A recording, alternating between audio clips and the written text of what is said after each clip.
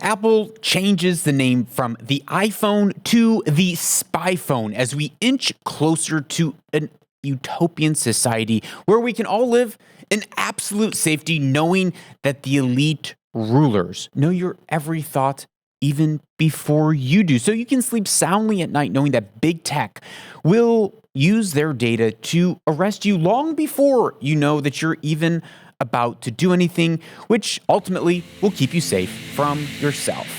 Hey, it's Lucas Skrobot, and you're listening to the Lucas Skrobot Show, where we uncover purpose, pursue truth, and own the future. Episode 247, August 8th, 2021, coming to you from the heart of the Middle East, and it's very hot and very humid, but it won't stop Apple from making its big moves. Yes, the iPhone is now officially the spyPhone.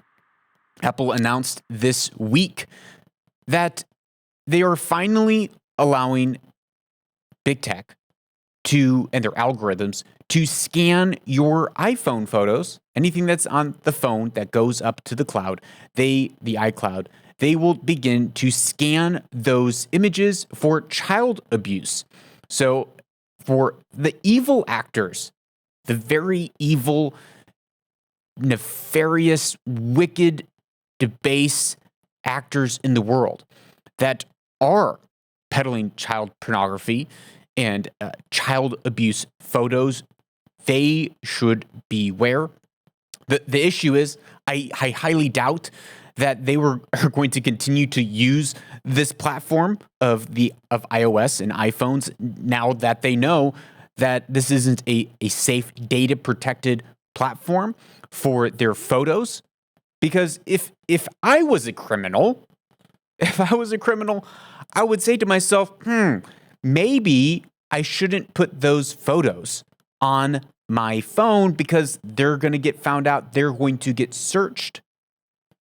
And a few episodes back, we talked about these global sting operations with these encrypted phones that the FBI also managed to weasel their way into, actually manufactured and sold them, which took down a huge multiple criminal networks across the globe, which is awesome. It's awesome to see governments taking creative stance to fight wicked men and women who are trafficking children and drugs across the world. So let's not be foolish to say that this is all bad. I think human trafficking and child trafficking is one of the darkest, most unthinkable, wickedest thing that has existed for thousands of years. It's not new, but it is something absolutely that we should fight against. However, at the same time, this does raise a lot of questions for a lot of people when it comes to, is this going to turn into a slippery slope where governments continue to gain more and more access to your data, where privacy becomes more and more of an illusion? Well, ironically, Apple has founded itself and based itself, and time again worked to prove itself that it was the phone and the platform for privacy. In fact, one of their advertisements said, what happens on your phone, what happens on your iPhone, stays on your iPhone.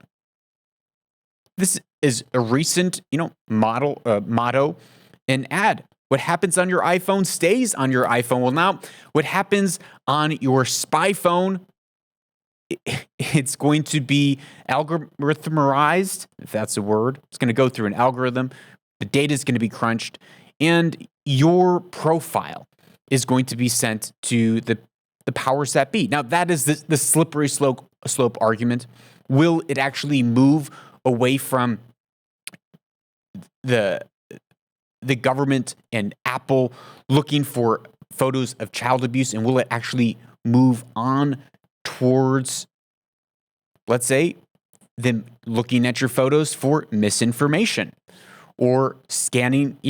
Apple has the ability to scan facial recognition. Are they going to start looking through your photos to find out who are who are you connected with? Or if they're looking for a certain individual, are they now going to be able to look through private photos to be able to find where that individual is or who had contact with a specific individual around a certain time? All these things are very possible once the door is cracked open. And even if there are good actors that are fighting things like human trafficking, that open door to their system can, in the future, be used for bad actors, nefarious actors, people who want to take advantage of your privacy.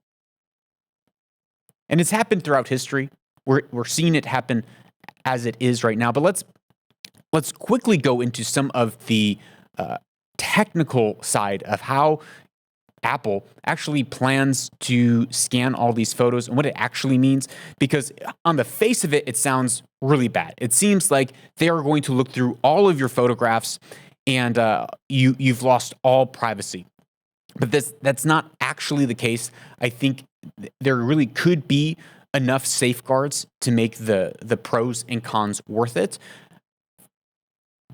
But I do wonder if this opens the door for a further erosion of privacy in the midst of a world where there already seems to be a lack of privacy and a increase of censorship. And those are the two things: a lack of privacy and increase of censorship, especially around ideas like misinformation. Well, how does this technology work? Well, when you take a photo on your phone and then it's being uploaded to iCloud, if you have an iCloud account, before it actually uploads to the iCloud, your image is going to be run through an algorithm to create a neural hash. Now, a neural hash, as I read through the Apple documentation of how this process works, it's pretty much a string of numbers, ones and zeros, that create a unique ID for every single image. So if you take an image and you alter it or crop it or write something on it or make it black and white, the algorithm can recognize, based on image recognition, it can recognize that these two images or these three images, or however many, all come from the same image, no matter what format it's in, and it creates a single neural hash for that image, even though it's in multiple formats. So even though you might crop the image, you might turn it into black and white, it would have the same neural hash image, which uniquely identifies that photo. After that neural hash is created, that number is then encrypted into what's called a blind hash. So Apple doesn't actually get access to the neural hash number in their system, in their algorithm. It becomes an encrypted blind hash, so they don't actually know what image that actually is. Those blind hash images are then matched against the child and sex abuse database. So there is in the dark underworld, there is a large database of photographs that are frequently shared in the dark internet, the dark web, among people. And so they've collected a large library of images of child abuse. All of those images then have been created into the same system, a neural hash, which then is encrypted. And so the blind hashes of your images are then compared with the blind hashes of the child sexual abuse material database, or it's this CSAM database. And if the numbers match, then those images will be flagged. If your blind hash do not match any of the images that are in the database, then it flows on through. Apple doesn't see it. No one sees it. No one has access to your photographs unless they match an image that is in a standing database of child abuse.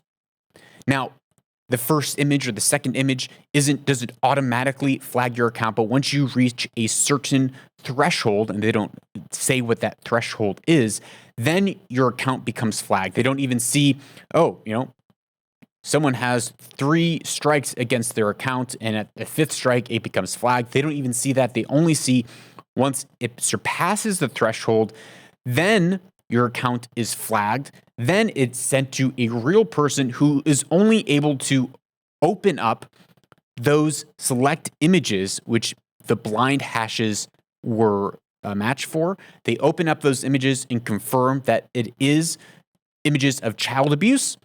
And then at that point, your account is flagged, your iCloud account is shut down, and your information is sent to the National Center for Missing and Exploited Children.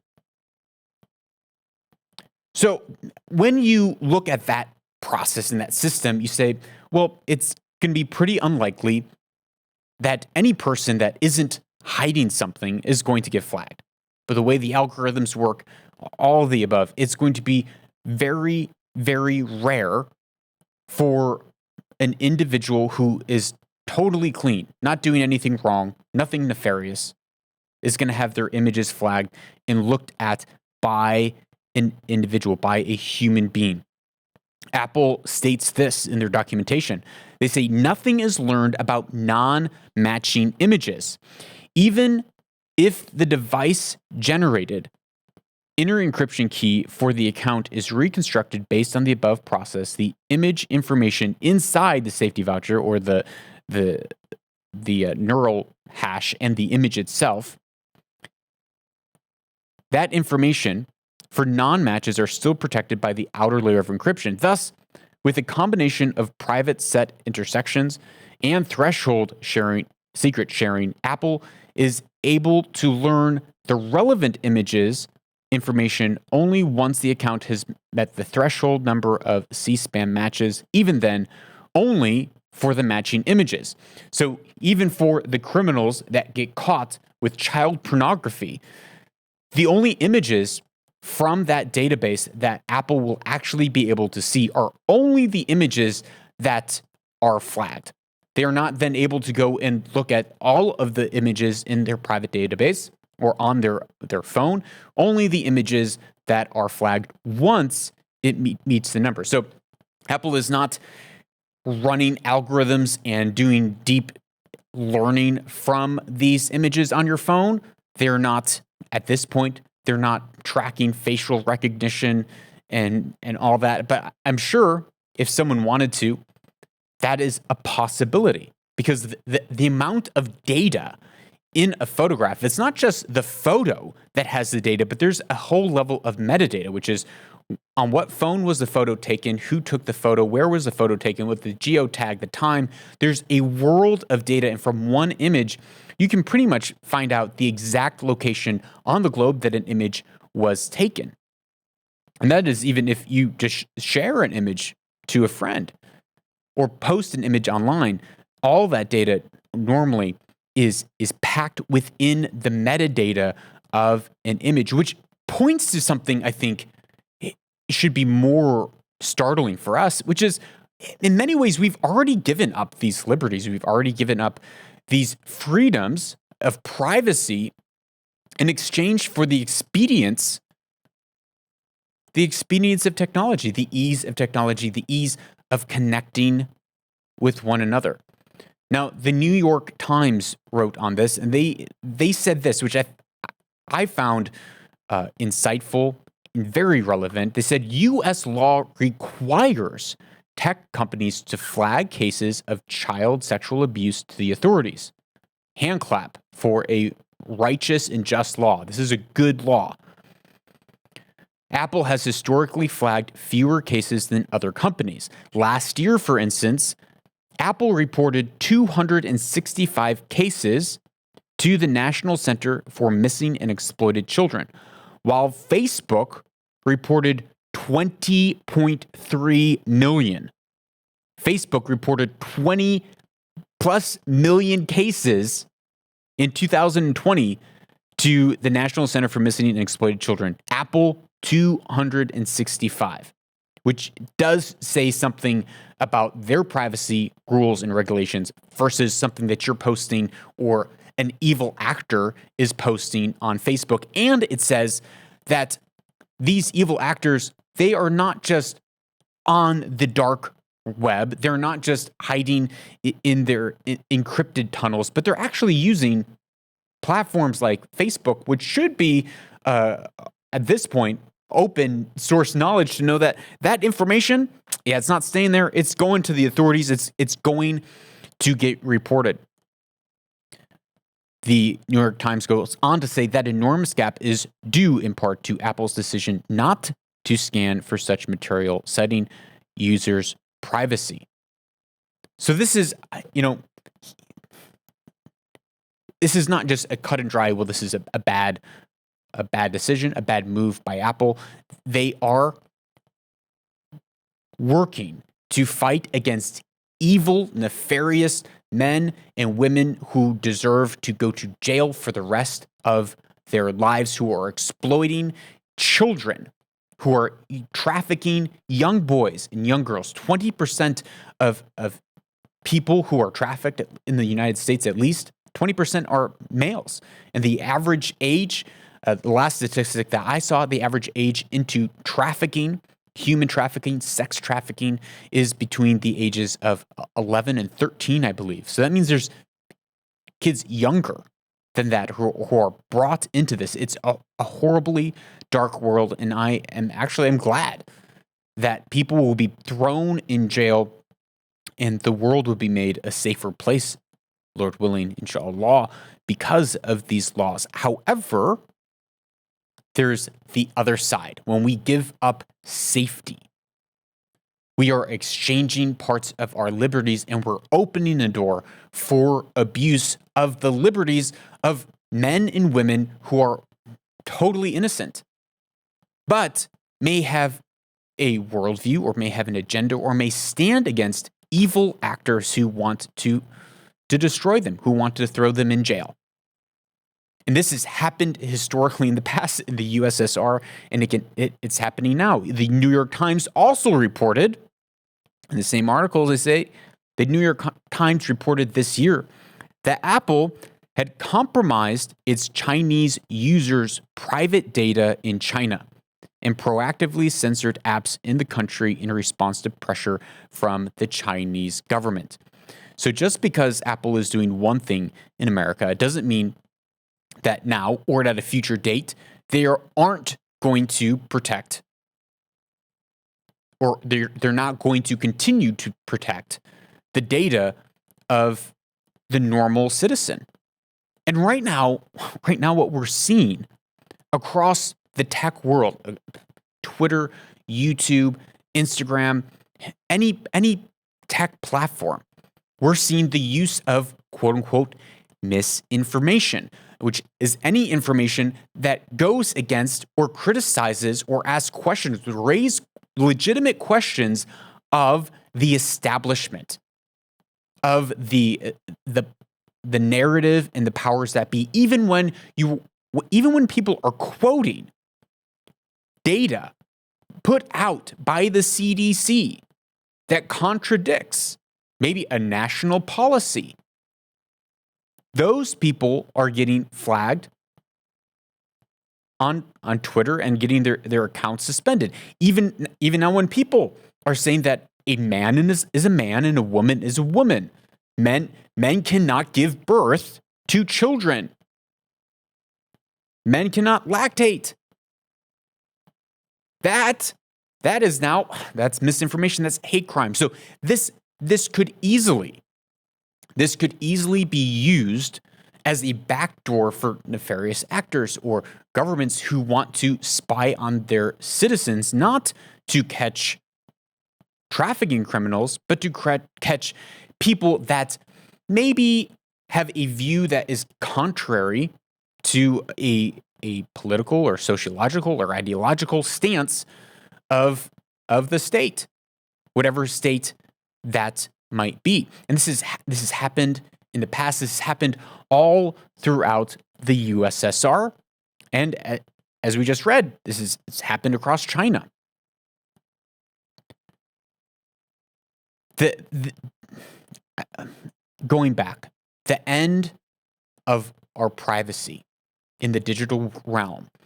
We feel it in moments like these, but really, by and large, it is an illusion. Our privacy is an illusion. If we're using these apps and platforms like YouTube, like Facebook, TikTok, Instagram, there are profiles being used against us. If we're using credit cards, there are profiles being created about us, and that data is for sale to third parties. And the backdoors to all of these systems indeed exist. Even if Apple doesn't create a backdoor, our phones can be hacked without you even having to click on a malicious link. They can get access to your phone, whether that is an Android or an iPhone.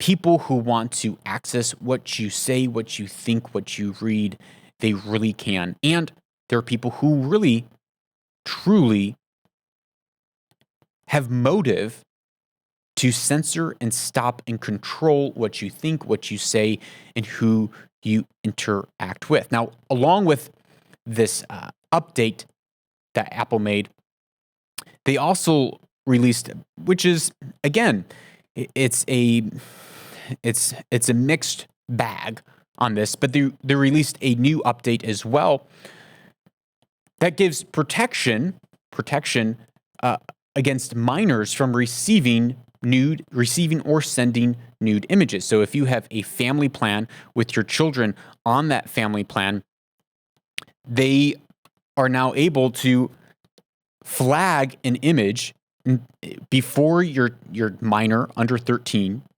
child, before they send or receive a nude image.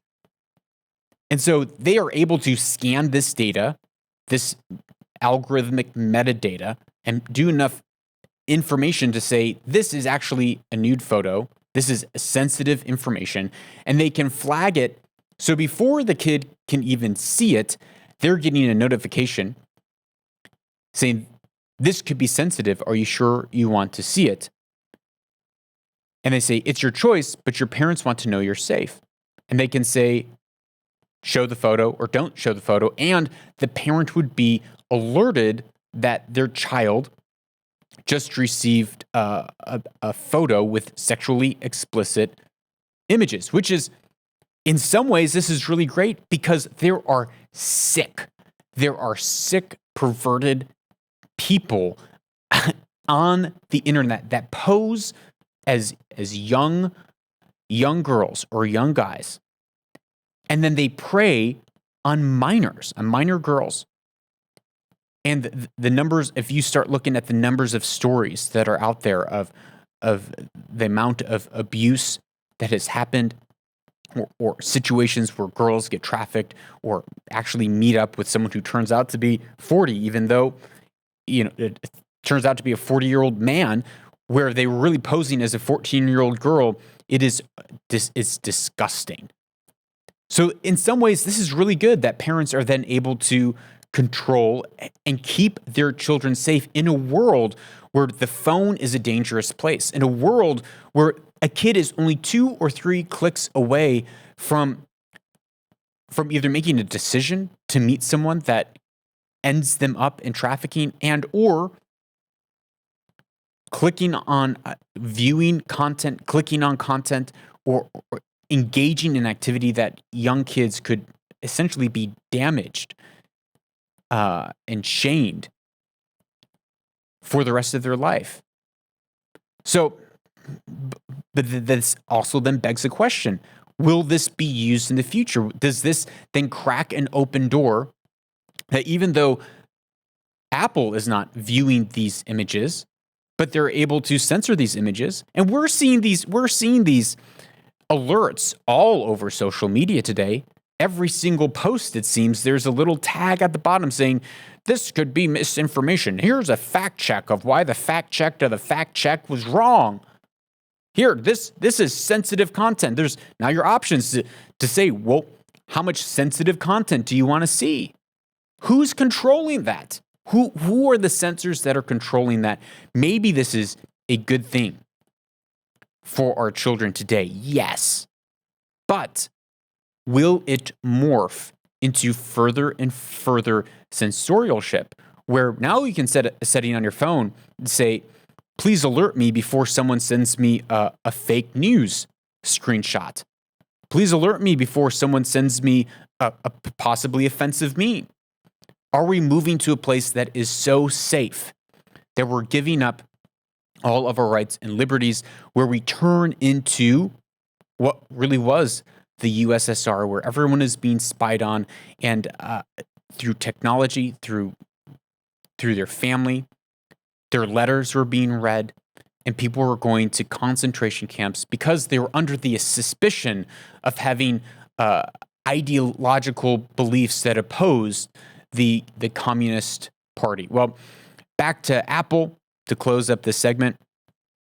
Apple had a great ad all the way back in 1984, classic, famous ad of a dystopian society where this young Olympian-looking woman runs through the gray scenes of mindless men staring at screens and communist-esque military groups chasing after her, and she throws her hammer and destroys the screen. And then Apple says this at the end of their clip. I'm going to play this 20-second clip for you. Our enemies shall talk themselves to death, and we will bury them with their own confusion. We shall prevail. The screen explodes. On January 24th, Apple Computer will introduce Macintosh. And you'll see why 1984 won't be like 1984. Back in 1984, Apple vowed that, essentially said, we're breaking that 1984. And in 1984, a book by George Orwell wrote in 1959, I believe. He wrote and detailed how technology creates this sensorial state. And he didn't write it out of thin air. It wasn't just out of a fantasy. Orwell used to be actually a huge proponent of socialism and the Communist Party. But then over the decades, his eyes became more and more opened to see the destruction that these Marxist, socialist, communist ideas brought. And he, over time, turned to be very opposed to that ultra-collectivist worldview of socialism and communism. And that's where he wrote the famous book 1984, where it pretty much even your thoughts, everything that you did was watched and tracked. And you more or less had a social credit score. Now, a social credit score, it's happening already, and we're seeing further moves to that. It's not just happening in China, and we're going to play a clip describing how the social credit score happens in China. But we're seeing that even now with vaccine passports. Now, if you have done your risk assessment and you decided, I am going to get a vaccine, great, good. You did your risk assessment. You took the decision as an adult and you decided to get the jab. I don't think it's the mark of the beast. There's a lot of conspiratorial ideas out there. But if you did your risk assessment and you said, you know what, I'm young, I'm healthy, I don't feel like this is a risk that I'm willing to take, or I want to wait until I see more data before it's FDA approved. I'm just going to wait a little longer. I understand that point of view too. It does feel very crazy that people are being mandated to take a vaccine that has not been approved by the FDA as of this point on August 8th, 2021, and is still being only used under emergency authorization use. And yet, people are saying, well, if you don't get it, you shouldn't be able to go to the grocery store. You shouldn't be able to go to work. You shouldn't be able to leave your home. And there are people in the streets across France, across the UK, across Australia, protesting, saying, we do not want this level of control. We do not want to have to be subjected to show our papers or our digital, beep in, screen in COVID passport to get into the supermarket. Because what is that data going to be used for? Remember, they said that the contact tracing data on our phones was only going to be used for COVID. And yet in Perth, they used that data to track criminals. And the police said, yeah, well, it happened.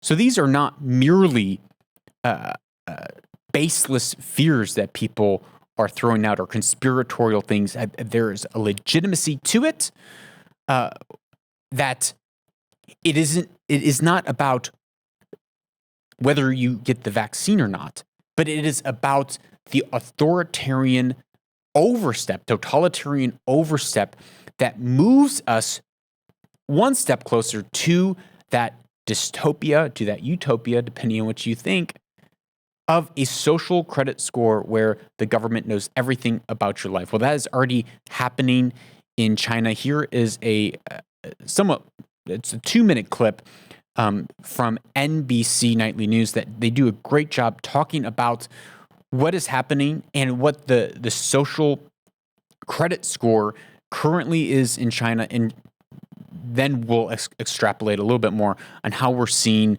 that begin to be a possibility that we might see elsewhere in the world. Everywhere she goes, Ouyang Haoyu is followed. What she buys, how she behaves, is tracked and scored to show how responsible and trustworthy she is. It's called the social credit system, and in one version now being tested, a person's reputation is scored on a scale of 350 to 950. And Haoyu, with a good score of 752, is okay with it. In fact, most people are. It's a mechanism pushes you to become a better citizen. Now, this is true. As the proverb goes, it's the fear of God that keeps us from evil, and the fear of God is the beginning of wisdom. Even Thomas Aquinas, the famous philosopher, who is a far removed student of Aristotle, talks about this. He talks about how human laws can be powerful enough to coerce even the most evilly disposed men and women in the direction of virtue, and that laws are directed always for the common good and to promote virtue. On top of that, as Aristotle pointed out, many people are kept from committing crimes because of fear of the law. And Thomas Aquinas accepts this and even suggests that by coercion, even evil men who are disposed to do wicked things may turn and lead a life in the direction of virtue, this is the argument that is being made right now in this clip in China, saying, I think that this is a good thing that pushes people to be better. This is the rationality behind it. The clip with NBC goes on. It's big data meets Big Brother, expanding how the government monitors, understands, and ultimately controls its 1.4 billion citizens. Thanks to advances in artificial intelligence and facial recognition, and a web of more than 200 million surveillance cameras. Are people bothered by privacy concerns? We think a lot of camera keep the safety is really good. We can accept it.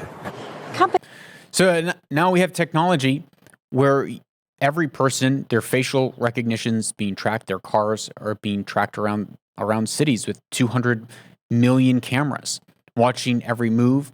And from that, the argument is, well, it's a public place, there's safety, and this creates a safer place where people will be deterred from committing crime. Again, the fear of the law turning people to create to lead a more virtuous life.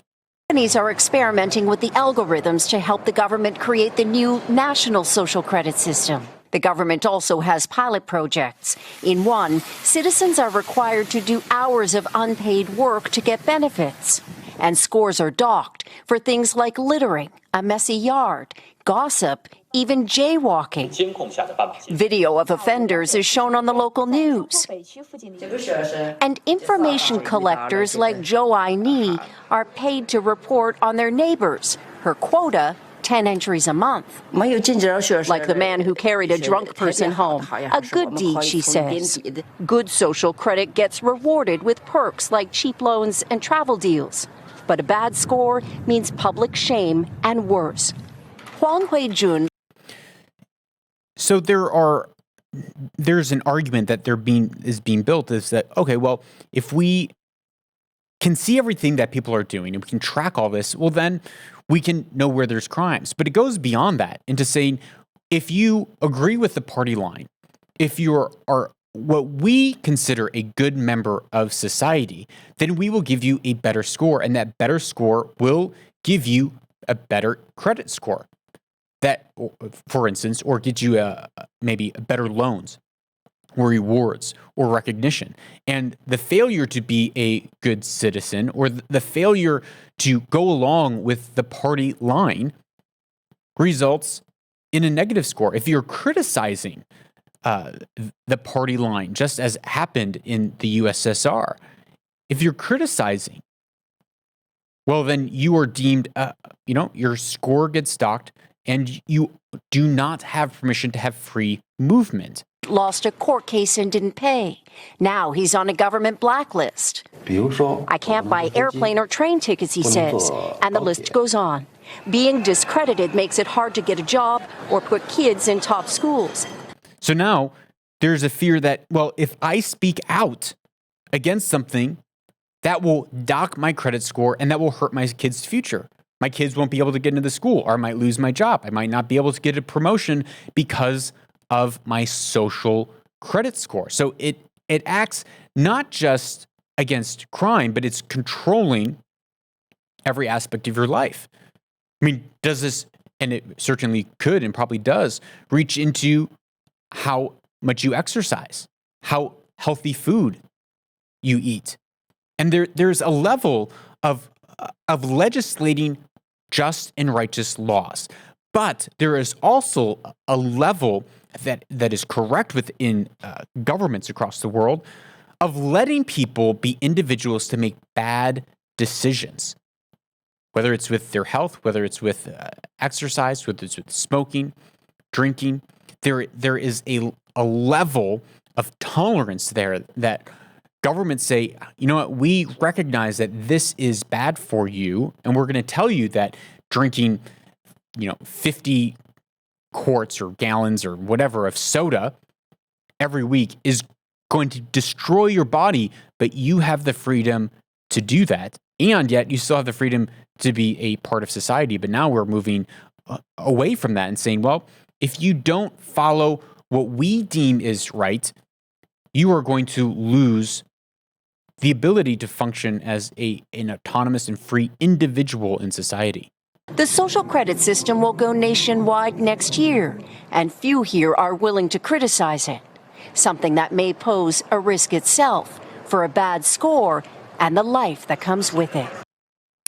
And that's the thing. You no longer have any ability to criticize those that hold the power or the system that holds the power, because if you do, you'll lose your credit score. You'll lose your standing. And this is what happened all across the USSR. If people were to turn off their televisions before all, or their radios before all the accolades of Stalin, which would last for minutes and minutes at the end of programs, if they turned it off, their neighbors would report, just like here. They'd report to the secret police, and they would get called in and arrested and sent to a gulag for a concentration camp for hard labor for 25 years. And then what happens the next week? The person that turned them in also gets sent. Why? Because there's an association. They know each other. They were neighbors, and therefore the neighbor that turned them in must have had some sentiment as well. The place that this has led historically in the past of this really 1984 world, where there's control down to the minute detail of your life, that can be argued to say, well, this is protecting society. This is encouraging people to live in the right way. It can also be used against people who have a political view or stance, or a moral view or stance, or religious view or stance, just like many people in China right now, the Uyghurs, who have an ethnic identity that is seen as a threat. Do we really want to go down that road as a society? Because it is, as we said, is the fear of the law, the fear of punishment that keeps us away from breaking laws and being evil people. And yet it is the love of God for us, his kindness for us, that leads us to do good, that leads us and causes change in us to walk rightly, to walk justly, to walk humbly, to walk meekly, to serve one another, to make better choices and decisions with our life. Not our love for him, but his love for us. And this is this idea that it's the fear of punishment. It keeps us from evil, but it doesn't drive us to doing good. And that's where I see these social systems and credit systems falling short, is that it's not going to drive us. There might be some incentives, but it won't ultimately drive us doing good. But it is a system of freedom, a system of love that drives us to becoming the people, the ideal people that we want to be, filled with patience and kindness and peace. Yeah, that makes sense. Yeah, that makes sense in a post-truth society where we have exchanged truth for lies and reasons. For postmodern irrationality, the absurd finally makes sense. And what's absurd is for YouTube being so censorial, taking down videos, blocking people left and right. They are very one-sided about it. And they are very open to promote their ideologies, which of course, every platform, every person wants to promote what they believe over the other viewpoints, which they are now actively censoring, whether along the lines of quote unquote misinformation or along the lines of hate speech. For instance, saying that a man is a man, end of story. There are two gender identities. There's two genders, male and female. Well, that is hate speech, and it's definitely not what YouTube wants to promote. The omniscient oral truth of purity and wholesomeness of YouTube. Well, on Twitter this week, they were promoting a podcast called Man Enough Podcast, and well, I'm going to play a bit of the clip that they were promoting with a trans activist, Alok. I'm non-binary, which means it's not just that I'm challenging the binary between male, female, man, woman, but between us and them. And in your statement, you said, why don't I help them, as if this struggle is not your struggle too? The reason you don't fight for me is because you're not fighting for yourself fully. And any movement that's trying to emancipate men from the shackles of heteropatriarchy or emancipate women from traditional gender ideology has to have trans and non-binary people at the forefront, because we are actually the most honest. We're tracing the root. Where do these ideas of manhood and womanhood come from? They're the most honest. So here's a trans activist. If you're listening on a Podcast Certified 2.0 app, you'll see an image of this trans man who identifies as they, them, gender non-binary, non-conforming, and talking about how even you or I, we are actually, unbeknownst to ourselves, we're oppressed. we're caught up in a lie. We're not living out our authentic selves. But who is the most authentic? Well, it's the trans community. They are the most authentic. They're the most honest. But when you look up honesty, when you hear the word honesty, you think of moral character. You think of things like integrity and truthfulness, straightforwardness. And it comes back down to, in society today, this putting on a pedestal of authenticity. Everyone needs to be your authentic self. Trust your feelings. Only you can know your truth. And this exaltation of authenticity, it's actually not a virtue.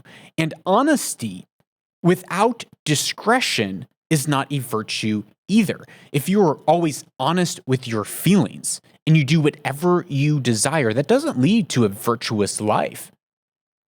If my wife was always honest with her feelings and I was always honest with my feelings, and I just let my feelings run wild without taking my emotions and my thoughts under control and taking those things captive and disciplining myself to say, no, I want to actually be a virtuous person. That the moment that I am frustrated at someone, I'm not going to explode in my honesty and yell at them. Or the moment that I am struggling or doubting, have a moment of doubt maybe in marriage, I'm not just going to leave and be like, well, I'm just following my honest feelings. It does not produce virtue, this exaltation of honesty. Even when people say, well, I'm just being honest, and then they follow up with a horrendous, rude, and undercutting statement. They say that phrase is honest as if it justifies rudeness or justifies crassness or justifies whatever position they might be propagating, because it's your authentic self. So how can you criticize that? Come from a binary structure. And so that's why people like me who are visibly gender nonconforming, who are both feminine and masculine and none of the above, we experience the brunt of all of these collective fantasies that were created that are killing other people. They experience the brunt of all these collective fantasies that were created that were killing other people. The collective fantasy that is being discussed here is that there are two genders, male and female, which is what a large percentage of the world across the globe believes. When you look at the three main monotheistic faiths, Judaism, Christianity, and Islam, which that makes up about, nearly 2/3 of the world's population. God created them, male and female. But these are now considered social constructs that are, as he said, quote, killing people. Killing people. This is the product of many things, but it's a product of a soft society, of a society that has grown in so much in comfort and so much in self-indulgence that we have to continue to push our ideas of transcending, to find meaning, to find purpose, to find something to fight for, because all of our needs are met. All of our physical needs and the life of comfort that we live. So we continue to push the bounds of how to differentiate ourselves. And when we meld in the postmodern world and worldview, where there is no such thing as reason, there's no such thing as truth, where there's no such thing as objective morality, where there's no such thing as morality, it's only power. And built into this postmodern worldview, the goal is to undermine Christian Judeo values that says a man should be married to a woman and have children, and this is the healthy way. Because, why? Because that creates generational wealth, and that creates private land ownership, which the communism, postmodernism, they hate that. They hate that. They want to undermine that aspect of humanity. This clip goes on. That are also killing us. It just looks different. And so one of the things that I try to do in my work is say, don't show up for me because you want to protect me or you want to help me. I don't need your help. I have an unshakable and irrevocable sense of who I am because I am divine.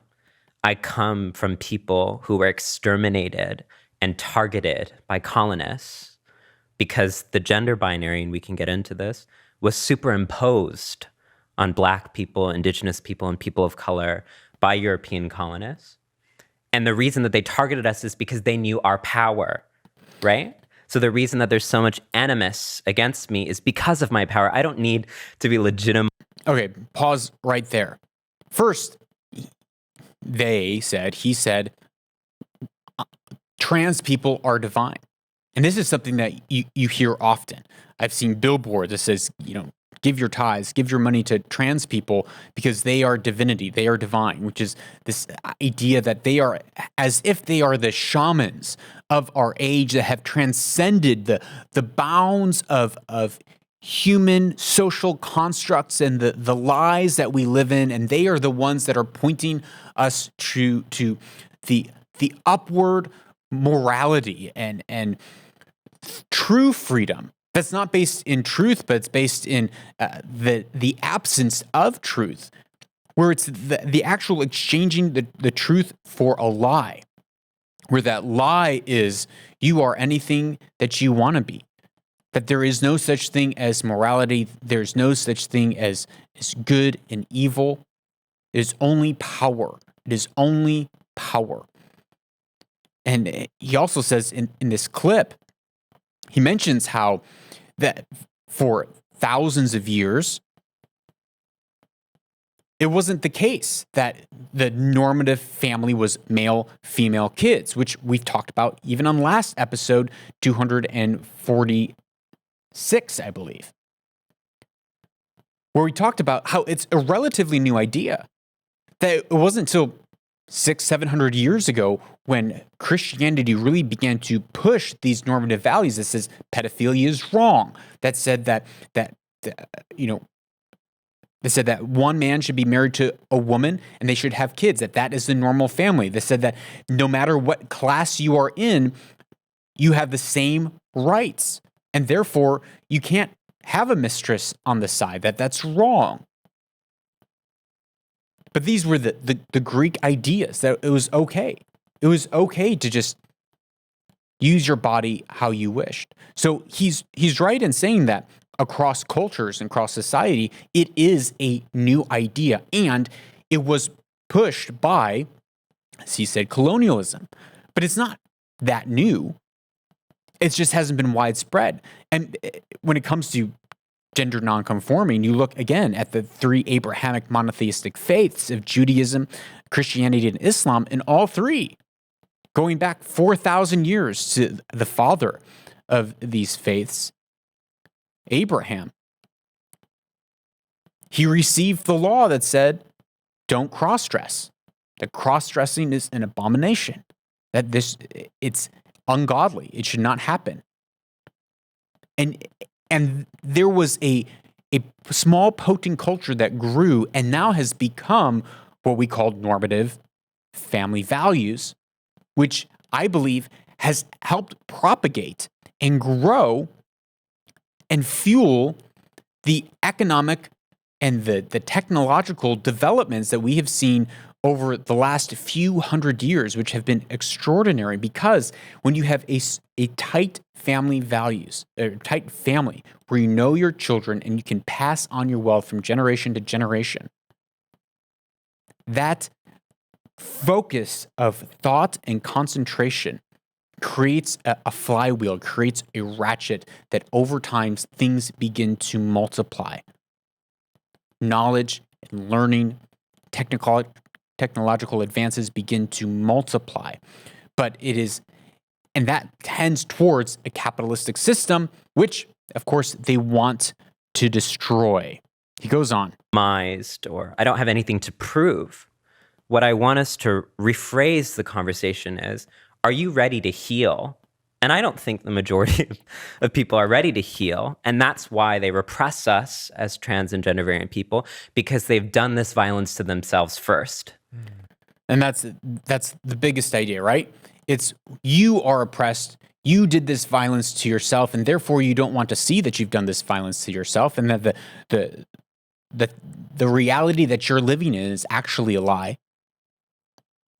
And you're the one, you straight, cisgendered person, you're the one that really needs to heal, but you're resisting it because you're the one that inflicted it upon yourself. These are the same arguments that you hear about, your internal white suppression and how Asian people have internalized white suppression and supremacy, and they're such as rationality or showing up on time, that these are, or using reason or logic, that these are things of power and supremacy that are used to oppress people. When nothing could be further than the truth. They're actually used to empower people from the chains of poverty, because there's not one system that has brought more people out of poverty than the ideas of capitalism, rationality, and the scientific method. This has empowered billions of people to escape poverty. But, it's not all sunshine and daisies for this gentleman. When you talk about what sort of freedom he wants to see, well, you can look at an old Facebook post of his, which was taken down, and we can see why. He wrote this: "I believe in the radical notion that little girls, like the rest of us, are complicated people. There are no fairy tales and no princesses here. Little girls are also queer, trans, kinky, deviant, kind, mean, beautiful, ugly, tremendous, and peculiar. Your kids aren't as straight and narrow as you think they are. Like everybody else, I've been a cute little girl." Okay. "And gender nonconforming young adult. Let me tell you, everywhere along that spectrum, I've been complicated and strange." Here he is, sexualizing young girls as kinky and deviant. Is this the society? Is this the purity that we want to build within a society? And is this what we call honesty? We have lost the moral bearings on this ship. And sadly, it is not just confined to Hollywood and the West, but these ideas, these are being pushed just flat off across the globe. Well, I went beyond just the clip that YouTube shared on Twitter, and I actually listened to most of this podcast, I Suffered For You. And so I have two more shorter clips from him on this. And here's a clip talking about ideology versus compassion. Yeah. We're always going to mess up because we are indoctrinated into a world that teaches us ideology, not compassion. Well, ideology, not compassion. This is clever phrasing for a world that teaches us reason, rationality, and truth, and a moral compass, that there is eternal moral laws. And when we throw that out, it is impossible to have real compassion. Compassion is not, you can just stay as you are, live as you are, do what you like. That is not compassion. Compassion is, I see that you are hurting, that you are in need, and I can reach out my hand in compassion, not to let you stay there and to keep you there, but to call you up into truth, to call you up into your identity, to call you up into who you were created to be, so that you can heal. That is compassion. Healing is compassion. But the way that they talk about healing is it's not about actual healing on the heart, soul, mind, and body. The healing that they're talking about is throwing off the heteropatriarchal systems that are binding your mind and keeping you from seeing and experiencing true freedom. But this is not compassion at all. This is not compassion at all. This one last clip for this segment with Alok on what true freedom is, according to they. And what we don't recognize is that true freedom is going to be uncomfortable. Because when you are so conditioned into this perpetual status of our unfreedom, that calcifies. And so people think that what is natural and what is reality is actually a prison. And what I'm actually trying to say is the only gender rule is that there are no rules. The only gender rule is that there are no rules. This is not truth, and this is not freedom. This is confusion. Where there is truth, there is freedom. And where there is freedom, there is not confusion. There is not confusion. And all that we see from this movement is confusion, which tells us that it's not rooted in rationality, in morality, or truth. It's rooted in deception. It's rooted in twisting an individual's identity, their original design, who they were born as, why they were placed on this earth. And that twisting causes confusion, and that is not freedom. It's truth that sets us free. The truth of immutable, eternal laws and realities, that sets us free. The truth that, as we said before, man was created male and female. That is a binary. Yes, there are intersex people, but but that does not mean that was the original design of humanity. And the reason that all of this is not compassion is because it leads to more confusion, and that confusion leads to destruction. Jordan Peterson tweeted this week about this very topic. He said, mark my words, this is from August 3rd, 2021, a very large portion of the instances on the distinction between gender and sex is undiagnosed and self-serving narcissism. The distinction, a very large portion of the insistence on the distinction between gender and sex is undiagnosed and self-serving, in parentheses, narcissism. But by the time this is revealed clinically, many medical careers and innocent lives will be destroyed. And this is true because it is confusion, it is self-seeking narcissism in many of the cases, a large proportion of the cases, and it is destroying innocent lives and is going to end up destroying many medical careers. Well, this show is brought to you by listeners like you.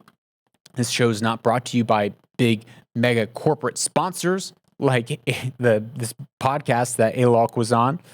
But if you get value out of the show, and I'm assuming that you do since you're an hour in and you are still around and still listening, then I ask that you would think about giving value back to the show and the value that you got out of it, whether that's $1, $50, or $100 to support the show and keep it on the air and keep us improving our content to better serve you and the thousands that tune into the show every month. Thank you.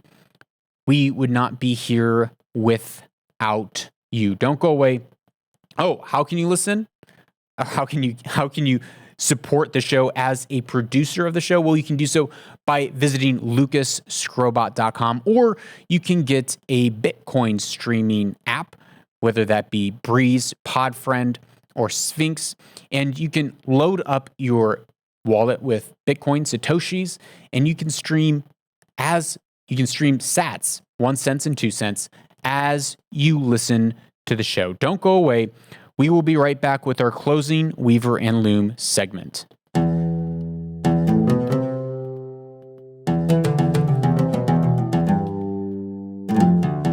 Welcome back to Weaver and Loom, a part of the show where we take ancient wisdom and we weave it in with our everyday lives so that we can own our future and weave our destinies. Today's quote is by Aleksandr Solzhenitsyn, who wrote in the book The Gulag Archipelago, "Power is a poison, well known for thousands of years. If only no one were ever to acquire material power over others. But to the human being who has faith in some force that holds dominion over all of us, and who is therefore conscious of his own limitations, power is not necessarily fatal. For those, however, who are unaware of any higher sphere, it is a deadly poison. For them, there is no antidote." When Aleksandr Solzhenitsyn is writing in the Gulag Archipelago about the USSR, communism, Marx and Engels, forthright in their writings, declared there is no God, there is no morality, there's only power. It is only those who have power and those who don't. And the fallout of that ideology was that, well, if there's no God, then there's only materialism. And if there's power, then we need to use that power to create an equal society, quality of outcome. But what happened was, it's what in many ways we're seeing today. Because there is no dominion over us, where we believe that there is not a final day of judgment or a moral standard that we are being held by, well,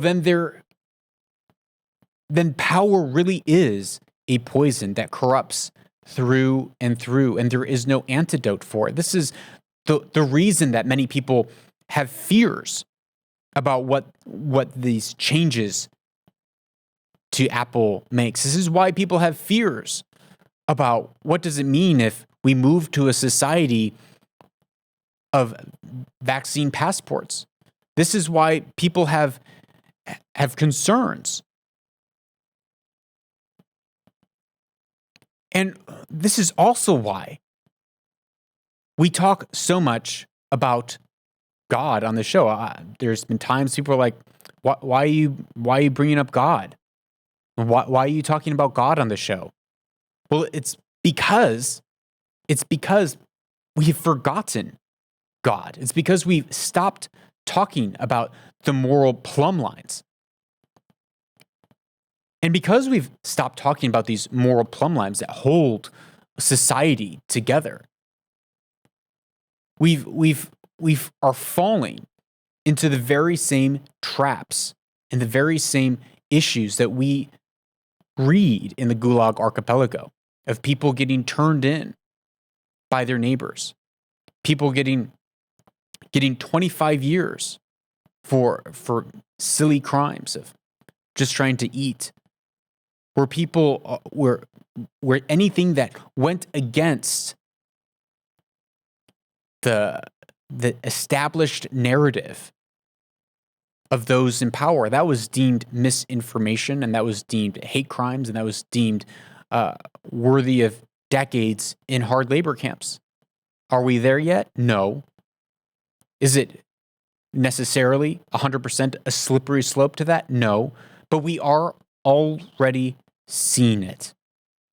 And Aleksandr Solzhenitsyn also, he writes that over a half a century ago, while I was still a child, I recall hearing a number of old people offering the following explanation for the greatest disasters that have befallen Russia. They said, "Men have forgotten God. That is why all this has happened." He goes on to say, "Since then, I have spent well nigh 50 years working on the history of our revolution. In the process, I have read hundreds of books. collected hundreds of personal testimonies. I have contributed 8 volumes of my own towards the effort of clearing away the rubble left by that upheaval. But if I were asked today to formulate as concisely as possible the main cause of the ruinous revolution that swallowed up some 60 million of our people, 60 million, I could not put it more accurately than to repeat, men have forgotten God, and that is why all of this happened. When we do away with God and we worship ourselves and we become self-seeking, narcissistic, and we forget the eternal moral order that orders the universe and our worlds and humanity, that we will all be judged on in one day, then we suffer and we reap the consequences of our decision. We will reap the consequences in our personal life and in society. But the reason that we speak of it so much here is because the mainstream media refuses to, is because they don't. Because it's because they are deliberately forgetting God. Because if you can purge God from your conscience, if you can become the transcendent one, the divine one, as the clip from Yeah, That Makes Sense segment said, Alok said, because I am divine, we are divine. If you can transcend in your mind by canceling God and becoming your own creator of morality, then you can silence that voice and that conscience. And you can, without restraint, seek to control others and grab power, because there is no fear of that judgment day. But let us remember humility. Let us remember meekness. Let us remember that at the end of each of our lives, we will give an account. Let us remember Google's famous motto, do no evil. Knowing that might keep us away from evil, but there's a higher calling, and that calling is love. Not love that just enables people to stay in their mess, but love that empowers us to walk out those higher callings of morality that each and every one of us know is true, of love, peace, being filled with joy, kindness, being faithful to our relationships, speaking with gentleness, showing goodness, and having self-control over not just our physical bodies, but our mind and our emotions. That's all. Thanks for listening. If you get value out of the show, consider sharing it with a friend, because you will get more value out of it by talking about these ideas with people in your community. It will build a culture that enables you to have language when and understanding when these attacks come against you and come against your community. So this week, remember, you are someone who goes and seeks and pursues truth, because truth is a thing that brings true freedom. And that freedom unlocks your purpose, and that purpose will enable you to own your future.